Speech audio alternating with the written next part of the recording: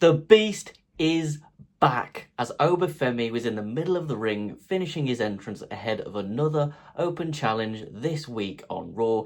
He was attacked from behind by none other than Brock Lesnar, who brutalised him with 4 F5s. Brock left Oba lying in the middle of the ring as he made his way down the entrance ramp back to the backstage area. His intentions were made clear as we saw Paul Heyman present Raw General Manager Adam Pearce with a contract already signed by Lesnar for a match with Obafemi at Clash in Italy. This was a fantastic return and a genuine shock in a world where these sorts of things tend to be spoiled most of the time. WWE played this really well. I believe Brock was advertised for the Raw after WrestleMania, after he seemingly retired, and of course he didn't actually show up on that show at all. They did talk about his apparent retirement, but they didn't make too big of a deal of it. They kind of mentioned it for 1 or maybe 2 weeks at a push, and then it was kind of left.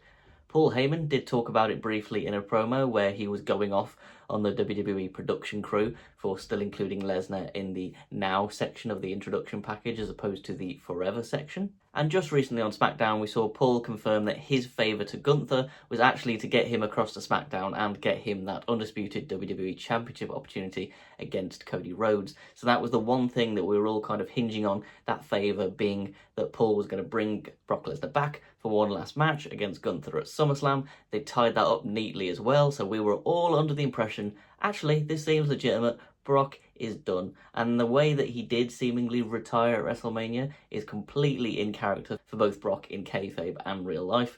Wouldn't surprise me if that's how he genuinely did go out, although that doesn't feel like it can be an option now after they've just faked us all out, but this was absolutely excellent. So lo and behold, Brock Lesnar is not retired from professional wrestling just yet, and he's going to have at least one more match as he faces Obafemi in Italy, although I feel like this is going to be a trilogy, ultimately culminating with the last match being at SummerSlam, which is in Brock's home of Minneapolis, Minnesota. I'm super excited for this. I was really excited to go to Clash in Italy anyway. The card was already shaping up to be quite good, but adding this onto the pile is just another level. So this is probably going to be the first and only time that I'm ever going to be able to see Brock perform live, and I cannot wait. Not to mention, I can't remember the last time that Brock actually performed in Europe. According to Google's AI overview, it was way back in February 2004 at a house show in Brighton, England. Although, I'm not going to lie, I haven't gone into detail and verified this, but it sounds about right because I genuinely cannot recall the last time I saw Brock perform in Europe. I have seen some people online, don't get me wrong, I'm sure these are the minority, but I have seen people moaning and complaining about the fact that Brock faked us out like this and that leaving your boots in the ring used to be sacred, yada yada. Who cares, man? It's professional wrestling. This is the business of entertainment. He never came out himself and said he was retired. WWE never came out themselves and said he was retired. So who cares? This was a fantastic shock. This was great. It's very rare these days, as somebody who watches WWE on a regular basis, to actually be genuinely shocked to the point where you almost jump out of your seat. The last thing I was expecting as Obafemi was in the middle of the ring was to see Brock Lesnar smash him in the back of the head from behind. So props to WWE for this. This was a brilliant, brilliant move. So as I mentioned, Clash in Italy is shaping up to be one hell of a card, as we also are going to be having a tribal combat match as Jacob Fatu gets another opportunity at Roman Reigns' World Heavyweight Championship. Speaking of Clash in Italy, if you want to see my predictions of who I think is going to win each and every match on that card, stay tuned to my channel because this Sunday I'm going to be posting my WWE PLE predictions for Clash in Italy 2026, which is something that I do 1 week before every single main roster premium live event. Which takes me nice onto my plug. If you have enjoyed this video so far, please do subscribe to the channel and check out some of my other content. I've got replica belt review videos, which I drop once a month. I've currently got 2 of those videos live, one of which is the WWE Spinner Championship, the other is the network logo WWE Championship, which by the way has been my most successful video on the channel so far by quite a way, so thank you guys very much for supporting that one. I've got a couple of unboxing videos, and as I mentioned, I post PLE predictions a week before every main roster PLE, and I also do recap videos the day after each main roster PLE. So if that sort of stuff sounds good to you, please do head over to my channel and check it out. Now on to the second topic for this week's video.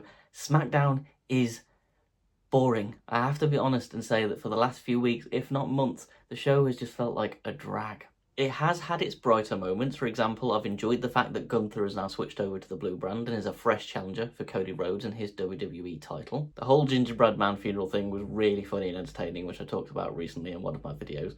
But there needs to be more than one storyline, one angle, one match every week on a show, especially when it's like 3 hours long, that's entertaining. Some storylines or threads just aren't progressing at all. We've been seeing Shinsuke Nakamura and Tama Tonga interact backstage on and off for months now, and it just still hasn't gone anywhere. The irony is, I'm really not interested in that feud at this point. I don't think I ever was to begin with, let alone now after it's been teased and teased and teased. Although, I'm aware this video is dropping at 10 o'clock on Friday, which this series does every week, and I believe they are actually finally facing each other tonight on SmackDown. But as I said, they've dragged this out for so long that I'm not sure I even care. I think the show is definitely being hurt by the absence of Randy Orton. The whole build-up to him and Cody's match at WrestleMania took a really bizarre turn with the inclusion of Pat McAfee, which WWE quickly did a 180 on at WrestleMania itself. But since Randy held the WWE Championship aloft following his punt kick to Cody at WrestleMania, where has he been? And I was planning on genuinely asking, like, why has he not been around? But there have been recent reports that apparently he's struggling with his back again, which is obviously very unfortunate news. Randy had quite a long time on the shelf in the not too distant past because of back injuries, so I'm really hoping that this is one that he can get through. The problem is with Randy is his finisher is of course the RKO. The RKO is iconic. Randy Orton without the RKO is like Stone Cold Steve Austin without the stunner. It's like John Cena without the attitude adjustment or the FU. It just wouldn't be Randy Orton, so it's a real shame, and I hope he gets well soon. I am looking forward to Cody versus Gunther at Clash in Italy, as I said, but my concern is that we're just waiting around for Randy Orton to come back, because he's clearly not done with Cody or the WWE title. But then again, depending on the extent of Randy's injury, WWE may have to pivot here, and it may be that Gunther does pull off a shock and does win the championship in Italy.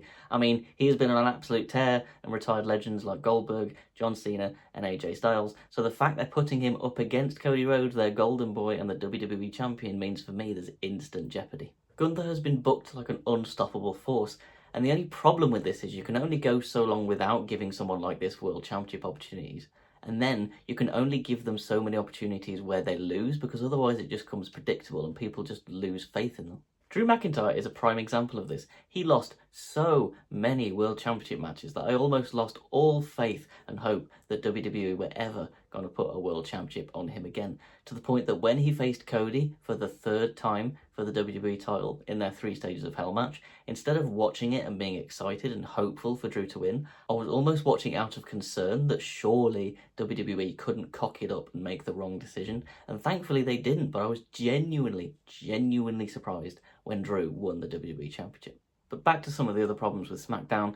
Johnny Gargano has been lying around for weeks and weeks and weeks, to the point where I just do not care if he gets up at this point. The tag team division is dead. Damian Priest has been wasted in the spot that he's in at the moment, tagging with R-Truth. And this is a far cry from the matches that we were getting 12 to 18 months ago on SmackDown. We had all these really exciting teams all vying for the WWE Tag Team Championships. At the moment, Raw and SmackDown feel like fundamentally different shows, but not in a good way. Raw feels like a well put together and structured and paced wrestling show that I genuinely enjoy every week, whereas SmackDown just feels like a drag. It's paint by numbers, it's predictable, and it really needs a shake-up. I do appreciate that they are in a rebuild. There have been some other positive signs, like the introduction of Fatal Influence to the SmackDown brand, for example. But again, you look over to the likes of Tiffany Stratton. I know she's just won the Women's United States Championship, but she doesn't feel as hot or as popular as she was in the recent past. It looks like we're going to be getting a rematch between Rhea Ripley and Jade Cargill at Clash in Italy. I'm not sure who's massively excited to see that, to be honest. I'm just happy I'm going to see Rhea Ripley in Clash in Italy, I can't lie. And to be fair, their match at WrestleMania was a pleasant surprise, but I just want to see Rhea beat Jade in Italy, move on, and have another interesting feud. I'm not going to sit here and pretend like I've got all the answers, but I do think the root of one of WWE's issues is there are just too many championships at the moment, but that's another topic for a whole other video. Just before I move on to the final topic of the video, we do have 3 more matches confirmed for Saturday night's main event, which is taking place this Saturday, as Charlotte Flair and Alexa Bliss are going to be teaming with WWE Women's Champion Rhea Ripley to take on Jade Cargill, Michin, and B-Fab. Women's Intercontinental Champion Becky Lynch is going to be taking on new Raw upstart Sol Ruka in a non-title match. And finally, the Irresistible Forces, Nia Jax and Lash Legend, are going to be challenging Paige and Brie Bella for the WWE Women's Tag Team titles. And finally, WWE is clamping down on content creators. According to a recent report from Fightful, they are using a company called Stream Enforcement and bots to crack down on those using their footage in their content. I'm not aware of any specific examples of any content being taken down or hit by copyright strikes, but I understand that this is primarily involving people making reaction content. This immediately caused a stir in the pro wrestling community online, as WWE themselves have featured clips of streamers and people who create reaction content on their own TV shows. So on the surface, it comes across as quite hypocritical of them to be clamping down on these sorts of people. However, if people are using clips of WWE footage in their videos, the fact of the matter is that WWE owns this content and they can take it down or restrict it in any way that they see fit. Whilst I was doing research before I started my own channel at the start of the year, it became very clear to me very early that if I used any WWE footage in my content, then I'd be at a high risk of being hit by copyright strikes, which is why I've never done so. I'll be honest, I do use their images, which you guys have probably seen in some of my previous videos, but these are typically on the screen for 5 to 6 seconds at a time maximum. They also feature my commentary over the top, which I'd argue is transformative, which would then fall under the banner of fair use. There is absolutely a place online for wrestling content creators. If there wasn't, then I wouldn't be here right now and I wouldn't have started a channel myself. Santi, for example, I absolutely love his channel and I consumed his content for a really, really long time. I think he's done so much good for both the community and for WWE. I don't watch much these days, to be honest, as I want to ensure that all the opinions and views that I'm giving in my videos are my own and are not influenced by other people and other content creators. But I feel he does everything right, as he doesn't use WWE's footage on YouTube, which means he's going to be completely safe when this sort of thing happens. Like any large organisation, WWE isn't all good or all bad. Sometimes they're going to do things that we agree with, sometimes they're going to do things that we don't agree with. But I have to be honest, it's my personal opinion that on this occasion, with this situation, their actions are totally understandable. But that'll do it for today's video. If you did enjoy it, please do hit that like button or leave your comment down below. If there's something I've said that you totally disagree with, or maybe you're totally on my side and you think everything I said is total sense. Probably quite rare, but you never know. Whatever your opinion might be, please do let me know down in the comment section below. And as I said, head over to my channel, check out some of my other really cool content. And as I mentioned earlier, I'm going to be dropping my full predictions for Clash in Italy 2026 this Sunday, so stay tuned for that one. But until next time, see you later.